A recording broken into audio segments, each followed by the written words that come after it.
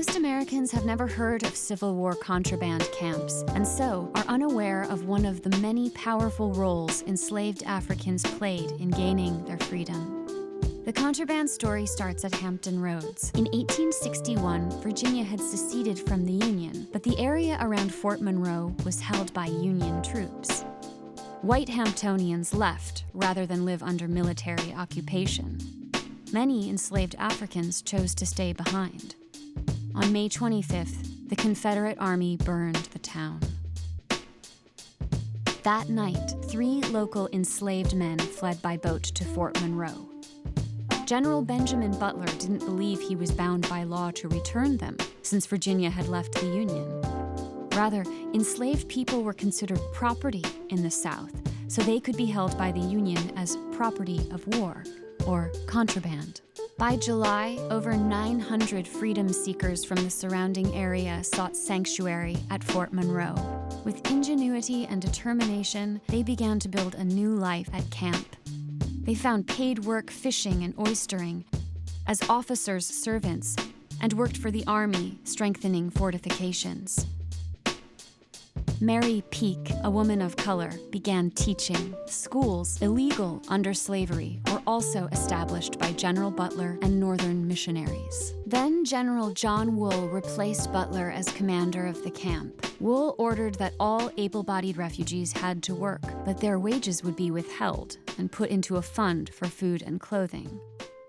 In fact, the Army quartermaster pocketed the wages and sold the clothing and rations on the black market. New refugees continued to pour in. In 1863, Martha Ann Fields and her children set out on foot for Fort Monroe from Hanover County, 100 miles away. Traveling at night to evade Confederate soldiers, they finally reached Union lines at the York River and joined thousands of other freedom seekers boarding barges headed for freedom's fortress. By 1864, 10,000 refugees had joined the camps surrounding the fort, sometimes 1,200 at a time. Union soldiers were unprepared to care for such a huge influx of destitute people. Lacking housing, food, and clothing, many died of disease, exposure, and starvation.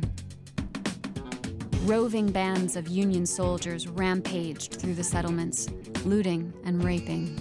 By 1862, freedmen could serve in the Union Army. Commanders with quotas to fill raided the contraband camps, forcing men to enlist.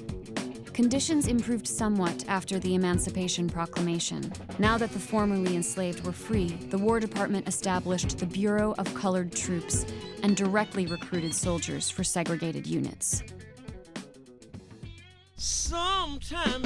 During the war, thousands of enslaved African Americans were displaced.